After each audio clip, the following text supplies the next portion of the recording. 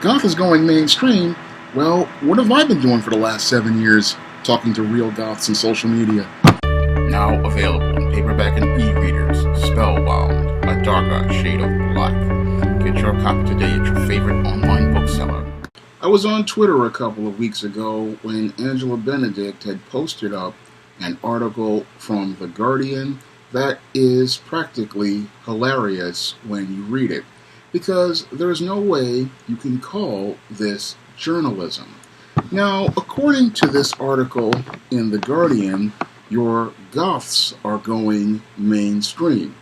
Now, this is the first time I have heard of this, and I had been doing research on the Goth scene ever since about 2015, when I started doing research for the first book in the Spinsterella trilogy.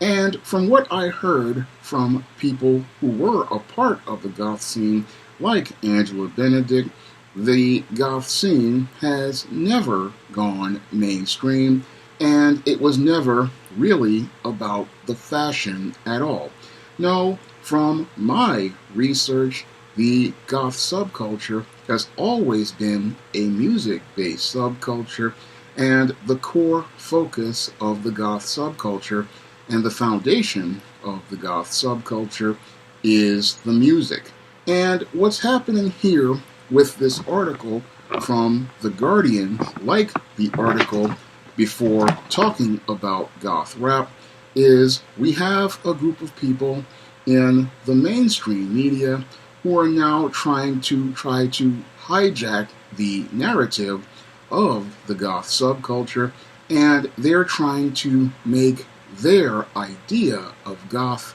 be the standard idea of what Goth should be. Now, this is no different than what happened to rap and hip-hop back in the 1990s, when your white record producers and record promoters went out here and decided they were going to create their own rap acts like the NWA to be able to create their own media and their own narratives for rap music, because they did not like the idea of black men controlling their own music and creating their own messages and creating their own images that represent themselves. And that is something many people in the Goth scene really need to be thinking about as related to these kinds of articles, because what's happening here is that mainstream media is trying to control the narrative for the Goth scene, and they're trying to create their own story as related to the Goth scene. Now, this article goes on to say things like that people were inspired by your Kourtney Kardashians and your Megan Foxes, and searches for gothcore to look for expressions of darker emotions. And again, none of these people have anything to do with the Goth scene, and none of them have anything to do with the foundation of the Goth scene, which is the music. So what they try to do here, again with these kinds of articles, is they try to create narratives as related to a subculture they know absolutely nothing about. And as somebody who has interacted with many people in the Goth scene over the last 7 years, I can tell you that Goth is not mainstream, but it is a growing subculture in the world, and it's a growing subculture who's been growing on its own terms. Now, your Goth subculture has been focused primarily on creating its own narratives, but the mainstream media doesn't want to go out here and send reporters to do research to find out what's really going on in the Goth scene. No, they want to go out here and talk about celebrities, and then they want to go out here and talk about people like Marilyn Manson, who have absolutely nothing to do with the Goth scene, because he's a pop star, not a Goth musician. No, Goth musicians are bands like Susie and the Banshees, The Cure, and Sisters of Mercy, and Motionless in White, those are goth bands, but the people they're talking about here are Hollywood celebrities who put on some black clothes, and putting on some black clothes does not make you a part of the goth subculture. No, people who are part of the goth subculture, the reason why they came into the subculture was because of the music, and they came there because the music's message resonated with them. And that is the main reason why many people who came to the goth scene came to the goth scene, and that's one of the other reasons why so many people are out in the goth scene are eager to protect their scene, because they don't want to see the scene turned into the circus that rap and hip hop were turned into, because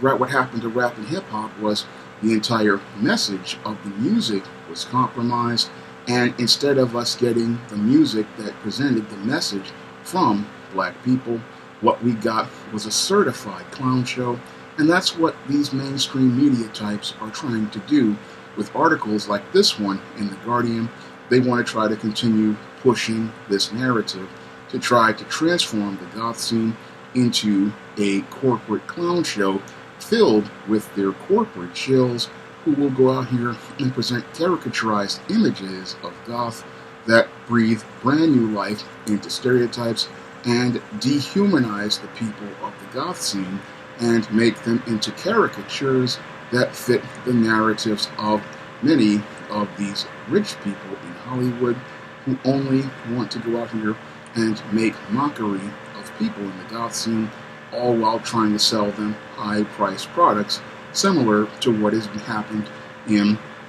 the rap and hip-hop scene. And I don't want to see that happen in the goth scene, so that's why I call out clownish and ridiculous articles like this, which are poorly written, clearly show that the writer did absolutely no research, because had they done some research and talked to goth YouTubers like I have been talking to for the last 7 years, they would know that the goth scene has been growing on its own for the last 7 years and has been growing in popularity, and it doesn't need to go mainstream with corsets, leather, and lace, which is just a surface of the fashion. No, the goth subculture has been growing, and the music has been gaining a following with brand new bands, and it has been going out here and presenting its own fashions from its own fashion designers, and it's nothing like what is presented here in this article. No, what's presented here in this Guardian article is a piece of propaganda designed to present you with some outsiders' ideas of what the goth subculture is, and present you with stereotypes that make most of the mainstreamers feel comfortable, but it is not an actual representation of what I have seen and experienced from actual people in the goth scene. And had this journalist done some research instead of going out here talking about celebrities, they probably would have given you a more balanced picture, because as somebody who has again sat down and talked to the people in the goth scene and gone out here, watched the videos and researched the content, I know that the subculture is growing. I know that kids are out here enjoying the goth scene. People want to go out here and be a part of it, and there is a certain standard to things. I mean, this whole article is absolutely ridiculous, talking about visually a goth could literally be anything now, and in 2022 goths don't even have to wear black. That right there is some bullshit, because again, the goth subculture has a standard for itself, and that core foundation of that standard is one, having an understanding of the music, understanding the message of the music, and then you go out here and you put on the clothes and the aesthetic based on what inspires you from the music. So you have people again here trying to write the narratives of the goth scene, but one of the things I am glad that I'm seeing is that people in the goth scene are pushing back, because you have to push back, because if you don't take control over your image and you don't take control over your narratives, these mainstream media types will take control over your narratives, take control over your stories, and they will have you looking like a group of mentally disturbed suicidal clowns and going out here looking like caricatures that breathe brand new life into old stereotypes about goths going out here worshiping the devil, drinking blood, and all other sorts of ridiculousness, when the goth scene's, again, core foundation, and I'll say it for the third time, is all about the music and the messages inside of the music and how the music makes people feel. Now, there are other goths who are into things like comic books, science fiction, pro wrestling, and a lot of people in the goth scene have all sorts of interests and hobbies like that, and things like manga and video games, but nobody wants to talk about that because they don't want to see people in the goth subculture as people. No, the people in Hollywood, all they want to do is turn the people in the goth subculture into stereotypes that they can go out here and believe they could target to sell their products to. And I don't want to see the subculture exploited like this by these predators in the entertainment industry. And that's why I had to call out this absolutely ridiculous and poorly written article, because again, as somebody who has gone out here and done hours of research and talked to real people in the goth scene, some of whom have become friends to me online, and I just don't want to see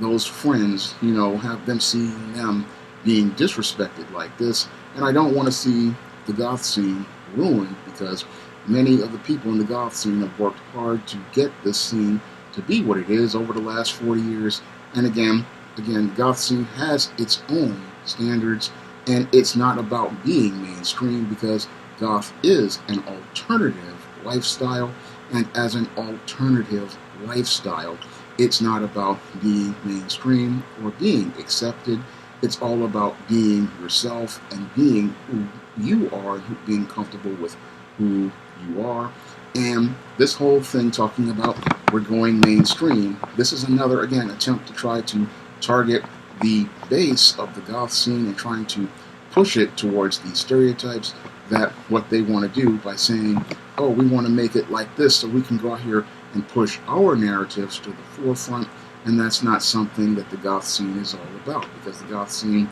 is not about being mainstream. It's about being alternative. It's about being different. And it's different because of the foundation, which is the music. And the music is a thing that is getting lost by all of these people who want to look at the visual but don't want to hear the messages of the music. And that is the core that people really need to start focusing on as related to pushback, as related to the goth scene. It is not about the ultra glam hot goth girlfriends that they try to talk about in this article, Kourtney Kardashian and Megan Fox, who are not goth at all. No, it's all about the music, and again, the music is being lost, and because people want to push propaganda instead of going out here and doing the research like I did when I was out here back in 2014 and 2015 and working on the books of the Spinsterella trilogy. I went out here and I did the research and talked to the people, and that's why I have to call these type of articles out, because I don't want to see a great scene that has been going on for 40 years turned into a stereotype and turned into a clown show. Because when I saw that happen to the rap game, it was one of the saddest things to see, and it would be very sad to see the goth scene wind up being turned out like that. But I'm really thanking God that there are a lot of great people out here like Angela Benedict and many others who are pushing back against this, because this scene, the only way we can get the truth about it is if the people stand up and push back, and that's the only way we can get the true goth scene and the true messages as related to the music and the foundation of the subculture to remain at the forefront. Now, if you want to pick up the 3 books that feature a goth heroine, the Spinsterella trilogy, You can find those books on Amazon.com in paperback and Kindle format. Those 3 books feature the story of an African American Goth, and they are Spellbound, which is the baby back years of Matilda Crowley, The Legendary Mad Matilda, which is her days in college, and Spinsterella, the book that is about her life as an older woman. You can get all 3 of those books and see the journey of a girl through the goth scene from the 80s to the mid 20 teens. And you can get all 3 of those books in paperback and Kindle format on Amazon.com. If you want to see me make more videos like this, you can donate to my Patreon, my PayPal, and my Cash App at the number in the description box. That's all I have to say for this video. You can comment, rate, and subscribe. Now available in paperback and e-readers, Spinsterella. Discover the dark side of love in this goth and lovely romance with Spinsterella. Get Spinsterella in paperback and e-readers at your favorite online bookseller today.